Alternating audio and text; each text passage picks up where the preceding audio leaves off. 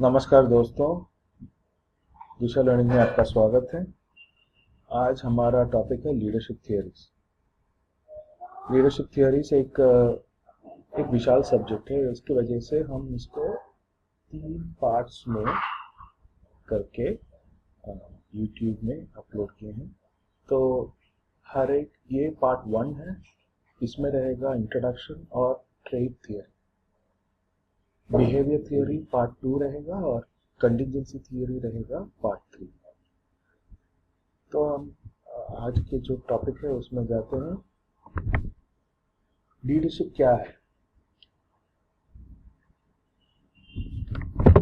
हर एक scholar leadership को अलग तरीके से एक्सप्लोर करता है।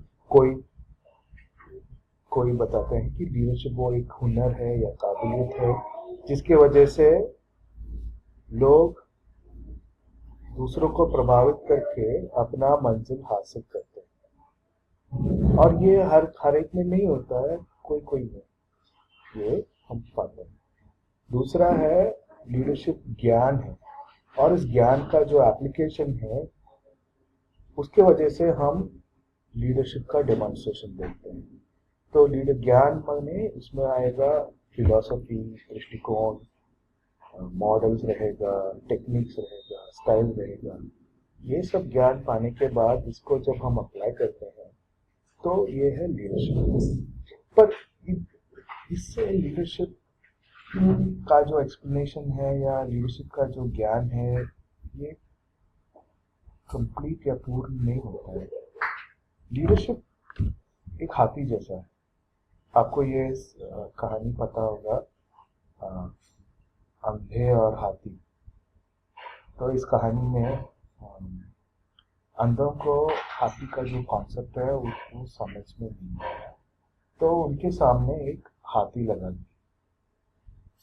एक अंधे ने हाथी का पूंछ पकड़ लिया, दूसरे ने हाथी का पैर, तीसरे ने हाथी का सूंड। ऐसा हाथी को अलग अलग तरीके से और अलग अलग एंगल से वो लोग समझने की कोशिश कर रहे थे। तो एक जिसने हाथी का पूंछ पकड़ लिया था उसने बोला हाथी रस्सी जैसा है।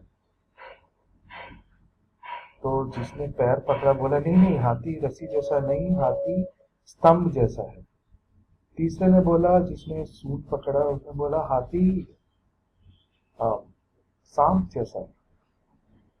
तो लीडरशिप ऐसा एक हाथी है जिसको विभिन्न थियोरीज के साथ हम समझने की कोशिश कर रहे हैं। और ये आसान काम नहीं है। एक ही थियोरी हम लीडरशिप का समझ जाएं, इससे लीडरशिप समझ में नहीं आएगी। क्योंकि जैसे हाथी पैर ही नहीं, हाथी को पूंछ है, सूंड है, आंख है। तो ये सब एक साथ हम बोलते हैं हाथी। लीडरशिप भी ऐसा ही है। अभी जो हम थियोरीज पढ़ेंगे ये थियोरीज भी इवॉल्व हो रहा है। आगे नए नए थियोरीज लोग यूज कर रहे हैं। पर हम बेसिक थियोरीज हम समझने की कोशिश करेंगे। जेनरिकली जब हम लोगों को पूछेंगे लीडर्स कौन है, बोलेंगे वो लीडर है क्योंकि उसमें ये खूबियां हैं। तो हम यूजुअली हम नॉर्मल लाइफ में हम लीडर्स को ऐसे आइडेंटिफाई करते हैं या पहचानते हैं खूबियों के द्वारा।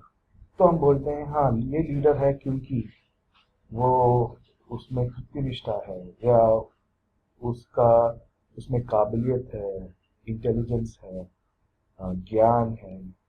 तो ये खूबियों के वजह से ये लीडर है। पर ये तो बहुत बेसिक तरीका है लीडरशिप का एक्सप्लेनेशन के लिए। हम आगे जाएंगे और लीडरशिप को और भी गहरे अंदाज से समझने की कोशिश करेंगे। अभी लीडरशिप, पहले तो कोई लीडरशिप के बारे में सोचते ही नहीं थे। अभी राजा महाराजा थे, लोग सोचते थे कि पैदाइशी वो लोग लीडर बनते हैं। भगवान का कोई प्रभाव होगा कि, या कोई कोई बोलते हैं कि उनके जो नक्षत्र है उसके वजह से। ये सब है पुराने जमाने का जो सोच। पर 1920 इंडस्ट्रियल रेवोल्यूशन के टाइम पे ये जरूरी हो गया कि ये जाने कि लीडरशिप या लीडर कैसे बनते हैं, क्योंकि बड़े बड़े फैक्ट्रीज थे और उनमें 1000, 2000, 3000 लोगों को लीड करना आसान काम नहीं था। तो हम ऐसा वेट नहीं कर सकते थे कोई लीडर पैदा हो इनको लीड करने के लिए। तो ये लीडरशिप के बारे में स्टडी शुरू होती। 1950 के टाइम पे रैल्फ स्टॉडविल के नाम का एक रिसर्चर ने ये प्रस्ताव किया कि मैं लीडरशिप के बारे में पढ़ूंगा। और उस टाइम पे ये जो थियोरी था कि लीडरशिप खूबियों की वजह से है। तो मैं क्या करने वाला हूँ, मैं हर एक लीडर का जो खूबियां हैं उनका एक लिस्ट बनाने वाला हूँ, और ये लिस्ट को कंपेयर करने से पता चलेगा कि कौन सी खूबियां हैं जो सेम है, और हम बता सकते हैं फिर ये जो सेम खूबियां जिनमें भी हैं ये लीडर हम बता सकते हैं। तो ये है ट्रेट थियरी, खूबियों पे आधारित। सो 1948-1950 में उसने ट्रेड्स के जांच करने के बाद ये उसने प्रस्ताव किया कि शायद खूबियों से ही कोई लीडर नहीं बनते, क्योंकि उसने सब कुछ लिया। उसने एज, वेट, हाइट, इंटेलिजेंस, काबिलियत सब ले लिया, आत्मविश्वास सबका लिस्ट बना दिया। पर उसने एक तरफ मदर टेरेसा का लिया, दूसरी तरफ हिटलर, चाचा नेहरू, महात्मा गांधी, दुनिया के सभी लीडर्स का जो खूबियां हैं उसने लिस्ट कर दिया। पर ऐसा कोई कॉमन खूबियां नहीं है किसी में भी जिसके वजह से हम बोल सकते हैं कि हाँ ये खूबियां है तो ये लीडर है। तो ये पूरा स्टडी फ्लॉप हो गया, और क्योंकि इसमें से कुछ निकला ही नहीं, कुछ रिजल्ट आया ही नहीं कि खूबियों के वजह से कोई लीडर बनते हैं। पर ये बहुत महत्वपूर्ण स्टडी था, क्योंकि इसके वजह से लोगों ने खूबियों के बारे में पढ़ना बंद कर दिया, आगे की ओर बिहेवियर और सिचुएशन इनके बारे में पढ़ाई उन्होंने शुरू कर दी। तो बिहेवियर थ्योरीज हम आगे देखेंगे पार्ट 2 में, और सिचुएशनल थ्योरीज हम देखेंगे पार्ट 3 में। Thank you.